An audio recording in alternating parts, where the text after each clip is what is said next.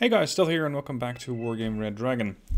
I know that you guys are clamoring for more scenarios, but those scenarios take a time to set up. They require, of course, the presence of multiple team members. Everybody has to be on the same page, and I don't always have the time to organize that.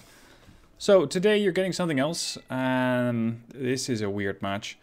I thought I'd seen a lot of stuff in my day in Wargame. People playing the game in different ways, people coming up with scenarios, as we've been doing lately, but this is new. This is Punch Bowl, for those not familiar with the map. 10v10 does not seem to be attacked. Well, it's a semi-tactical, I guess. You get to go to 6,005 destruction points, which is a curious number, but here we are. So no conquest, destruction yields kills, and that is the objective. Now, player 4 sent this in. And he said that Des88, and I think at least another player, he said, don't worry, we will win this. We're going to play Vietcong. A lot of this replay is going to be spent on 10 times speed, because only at 10 times speed will it become obvious what's going to happen.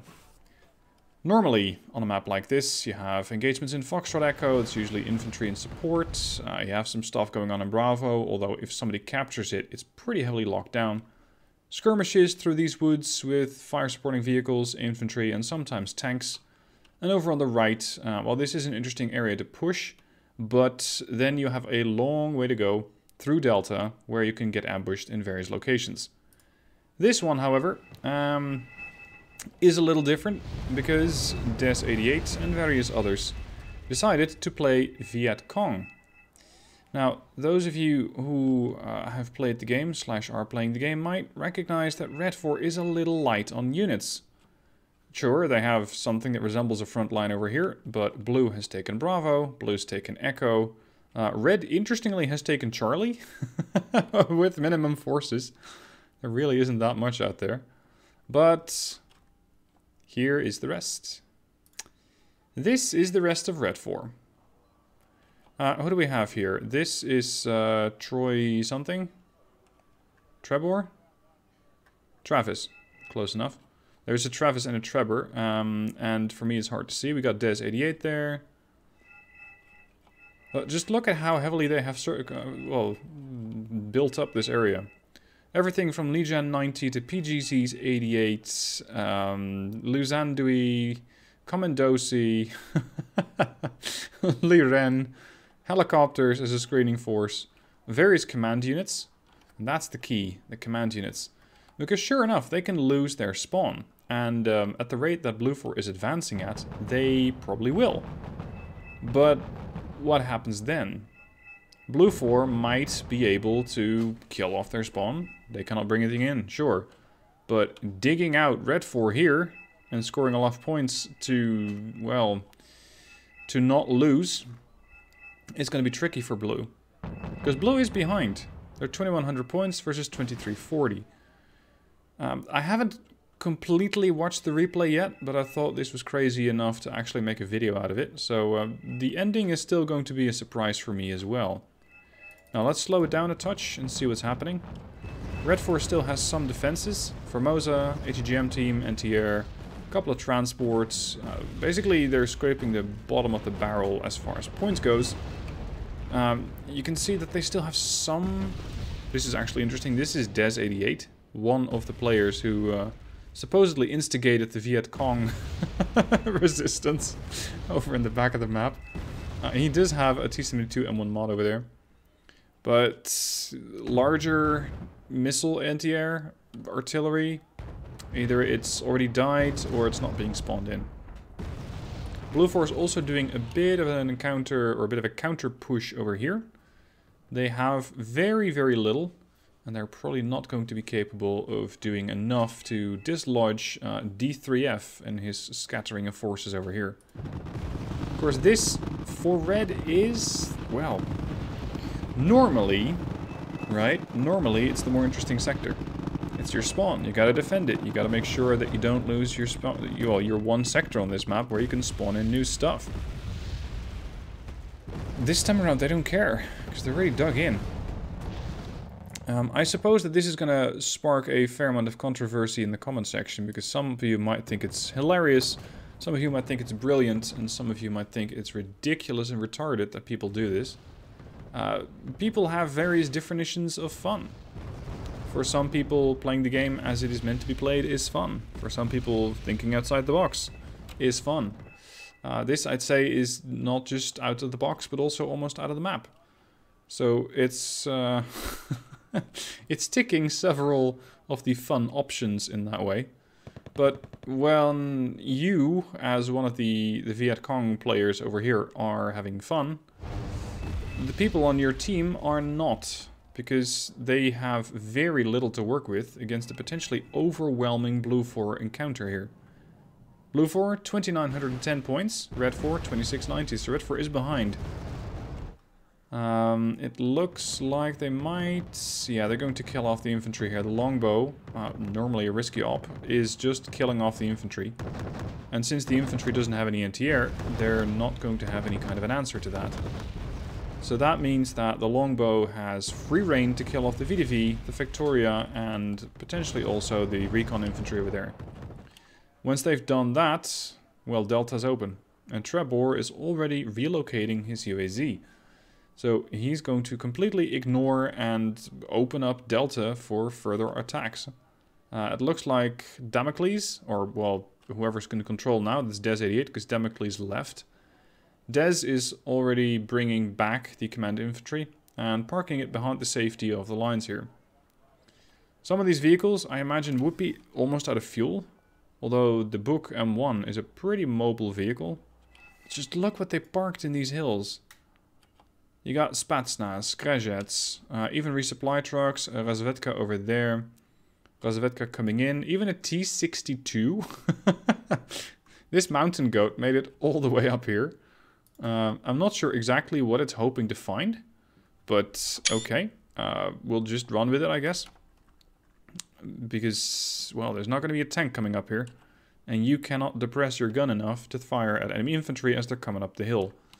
If Modestrelki have joined Commandosi, Eriks, Strala, more Spetsnaz, BTR 80s, which are also quite potent in dealing with infantry, although they don't really have the armor to deal with any kind of anti-tank weaponry. Let's see where this goes, because I think that in the next 5 to 10 minutes they're going to lose their spawn, especially considering that they don't have control over it. And is Blue moving in a command unit yet? No, not yet. Although, no, that one's stationary. Blue still has some CVs spare. Parked on top of each other, no less. So there's 200 points up for grabs there. But they're not making any kind of an attempt to get it into this sector.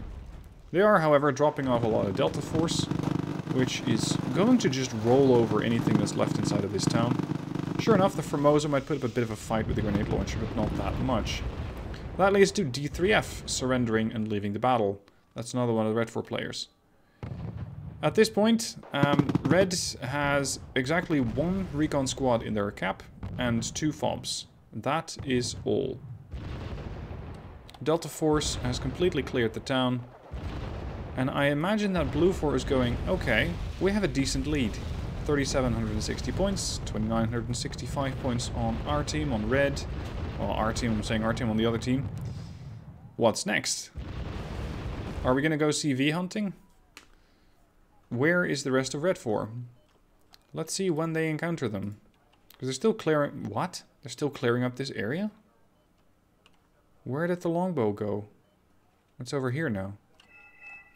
Okay, so now the helicopters are doing a bit of a scouting run. Unfortunately for them, normally you don't encounter that much over here. This time around, it is a very different scenario, and this time around you're actually going to find a hell of a lot in here. Leading to the panicking of a longbow as it's taking fire first from a Skrajet, and then the Eriks take it out. They did that to the longbow, they're probably going to do it to the Kiowa as well. There goes the Kiowa. By some miracle, the UAZ has survived. Survived an encounter with both a longbow and a Kiowa. A Kiowa warrior to be exact. And Red 4 has gained a few more points. Now, at this point, I very much expect Blue 4 to have ACV on the move. Yep, there it is. And that means that they can start bringing in stuff here. Pol's Delta Force is moving through the hills, trying to find out what the hell the rest of Red 4 is doing. There are some other infantry units being pushed forward, but all the fire support vehicles, the Fusiliers, basically all the other units that they don't strictly need in the back, they're not being sent forward. Because they might not know where to go yet. At this point, Blue 4 has 4,230 points versus 3,630 for Red. And you can see that Blue is doing, let's say, the normal thing here. In the sense that they're trying to scout the area using recon helicopters. I'd say it's the right move. It normally works. And normally encounter ACV, which is hidden somewhere in the back of the map. I always hate that tactic because I think it's just sad. This is something else entirely. Delta Force has managed to sneak through the lines of Red. And, oh, this longbow is brave and stupid. Getting encounter with BTR-80s and Spetsnaz, and the BTRs take it out. Another longbow spawns in. And you can see that Blue 4 is, well, in a way they're getting a bit cocky. They have control over the entire map, at least the part that usually matters. They have all the sectors. Normally I'd say that would win them the game, but not so much today. So they have a lot of points, they have a lot of income. And that could backfire. Because if you have a lot of income, you're likely to spend it. Well, unless you're playing like me, and I usually have a ton of points in reserve. But if you think that you've already sort of won the game, you're just gonna spend some more stuff. Especially Vietcong helos like the longbow and the Kiowas, and see where the rest of the enemies are. This time around you're encountering something which is a hell of a lot worse than what you normally encounter. And I think Blue 4 at this point is going, hold on a moment. We're getting all sorts of resistance here. What is happening? Well, what's happening is that Red 4 is slowly but steadily creeping up with points. They're on 3880 versus Blue 4's 4405. Longbow coming in, Tiger Hap coming in. This right here is 150 points. The Tiger is another 100. Little Bird, not that valuable. I wish the Little Birds were a little better than they are. Because I like the Little Birds and their grenade launchers, but they always have trouble trying to find their target. That's what's sad about it. That means that those grenade launchers are generally not very effective. The longbow. I think it suffered from an ammo explosion, because it has absolutely no ammo left. It's shaken, it's still maneuverable, it has to be pulled back if it has any chance of survival. Little Bird is trying to assist, but there you go, it still hasn't fired a single grenade, it doesn't know where to shoot. It cannot get a proper line of sight, and now it can, but I think that was just, well, random targeting, so attack ground. Airstrike from Blue, but Red is now only 400 points behind, where there were 600 points behind not too long ago. Tiger Hap flying around. They probably spotted the Spetsnaz. If not them, then the Alouette has. Modestrelki over here. The Erics unfortunately are out of their Igla, so cannot be counted upon to assist. Berlandia is bringing in some reconnaissance. Are they also pushing in from here? No, nothing. Nothing from Blue here. This is such a crazy tactic. I'm not surprised that it's working for Red 4 at the moment. Because Blue 4 now has to try and dislodge a seriously dug-in opponent. If they would simply wait out the next 14 minutes, that might actually be beneficial. Because if you have more than 10% of a difference in points, as they do, well, close. Actually, no, they don't. They don't have it.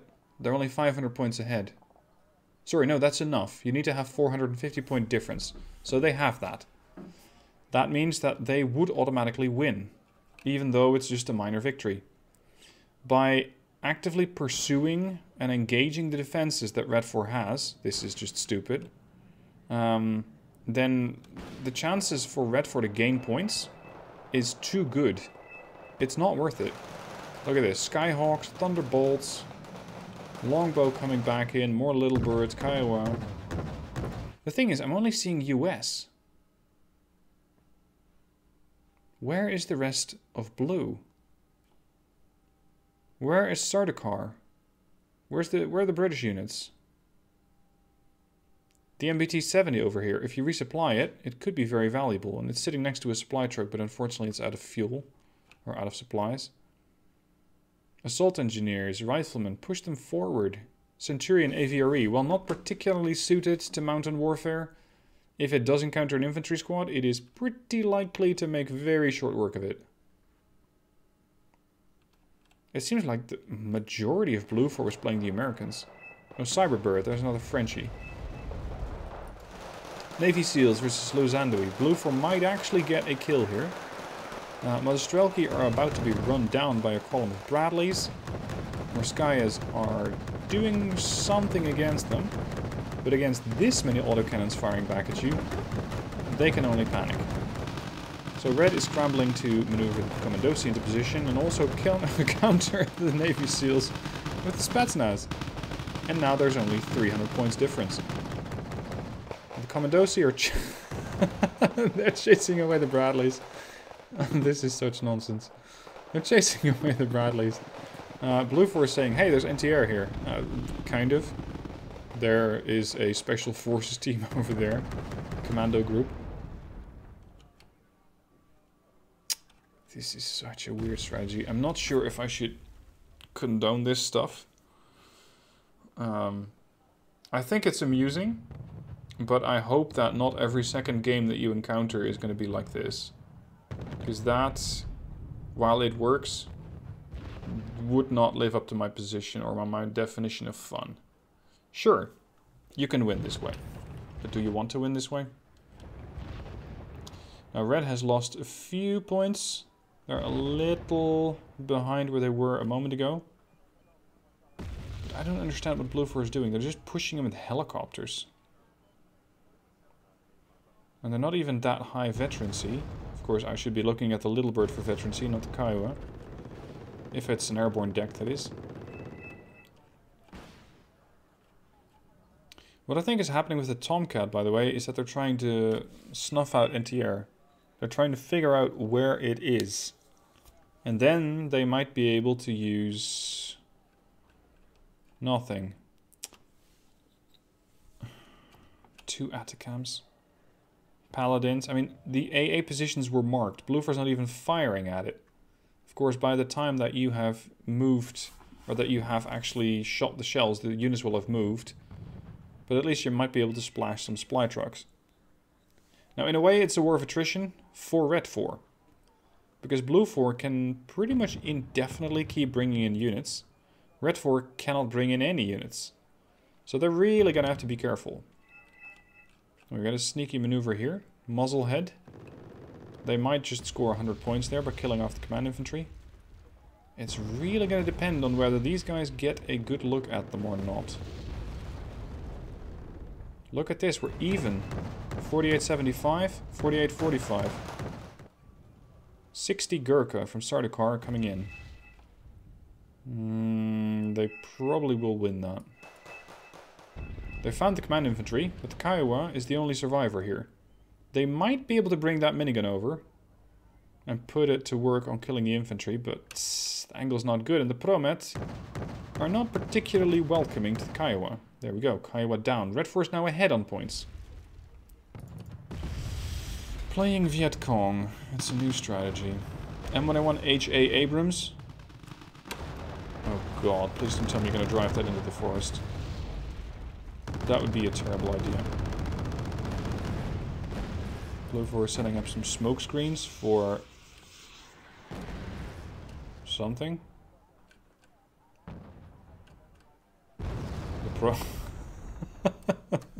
The Paladins are trying to wipe out 15-point transports. Maybe as a revenge action for killing off the helicopters that were making their flank attack. We got the BTR-80 and the Mostrelki coming in to deal with the light riflemen, or what's left of them. And the Gurkhas are in with, well, they're in retreat. They've taken too many losses, and they're probably looking to get a, there we go, supply truck over and get these guys back up to full strength.